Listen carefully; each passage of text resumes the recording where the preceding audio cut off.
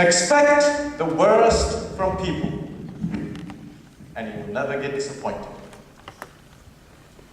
Contest chair, ladies and gentlemen, this was the phrase I was always using until I found out I was wrong. Because all of my other friends like me to the point that they don't want to let me down. So they meet my expectations. Where I was disappointed. Okay. After finishing the University of the UK, I'm coming back with a lot of aspiration about leading a beautiful and successful life. I looked at all my friends and saying, what's wrong with them? What are they doing wasting their times? And I said to myself, they will never amount to anything. I remember the last time when I was told you will never amount to anything when I was 7 years old. And it was the time where I bought my brand new bicycle. And it was a brand new, full suspension mountain bike. But there was a little problem with it. I actually couldn't ride it. But again, all my friends were coming to me, you will never amount to anything, Muhammad. You cannot even ride a bicycle. What's wrong with you? Until my uncle, who was great at riding bicycles, he could do the wheelies and do all these kind of tricks, felt sorry for me and said, Muhammad, I will teach you. Now, ladies and gentlemen, as Arabs, we don't ride bicycles in the parks. We ride them in the desert. And guess what? We don't wear helmets because it's for girls. So my uncle came with a plan, which was like this. In order to protect me, he's going to be sitting on the seat, pedaling, and I would be sitting on the bar, hanging in the handlebar. And he started to pedal and pedal and pedal. Ladies and gentlemen, we fell off the bike. And guess what? I fell on my uncle, who was hurt. I felt afraid from his response. I didn't know what to do. Until he gave me his hand and left me up. And he went down and held my head and said, look, I believe you. With his genuine smile and trustworthy look, he said, let's do it one more time. Without mentioning that he did not ride the bike with me, and the next time, I started and he pushed me. And guess what? I was able to ride the bicycle. It felt like he breathed life into me. Because he believed in me.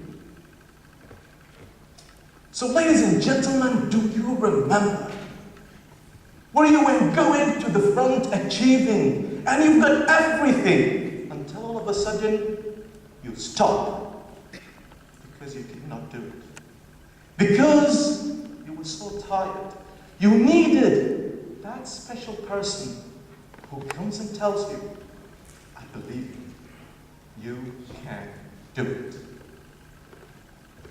So going back to my other friends, I thought, let me give it a try and see what I can do.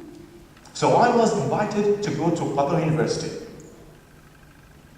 And when I went to the teacher, I was given a 4-hour workshop. I told her, when do you give them a break? And she said to me, well, it's 20 minutes for break, but don't give them a break because they will never come back. But I said, let me see what I can do. Ladies and gentlemen, all what I did, in addition to the workshop, was I said to them, guys, I believe you. You've got all what it takes to do whatever you would like to do in life. And the miracle happens where we had the break and they all came back. Every single person made it. I'm not mentioning the guy who came at the end to me and he said, you were amazing.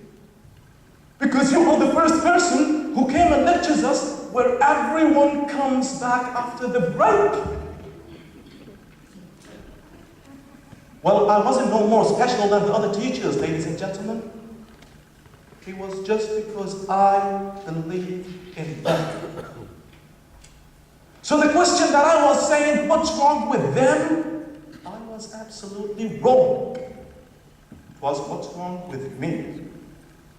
Did I really believe in them? Martha Collins is the best to me and one of the greatest teachers in the last century. Went to Chicago teaching where all students were unteachable. And guess what? The school was trying to keep the students as long as possible so they don't go out to the world where they can get corrupted, drugs, and crimes. Martha Collins went to the classroom for the first class and said, the first thing that we're going to do here, children, is an awful lot of believing in ourselves. And the miracle happens where all these unteachable students on 4th grade, they were reading Emerson and Shakespeare. By the age of 10, they were doing high school maths because she believed in them. So is it what's wrong with them or what's wrong with us? How would we go and require for people to do their best without even believing in them, without even expecting the best out of them? So ladies and gentlemen, my message today is not about living. It's about breathing life into people. It's about believing in them. There is no performance problem between a child and a parent, between a student and a teacher, between an employee and employer that doesn't rise from the lack of one believing in another.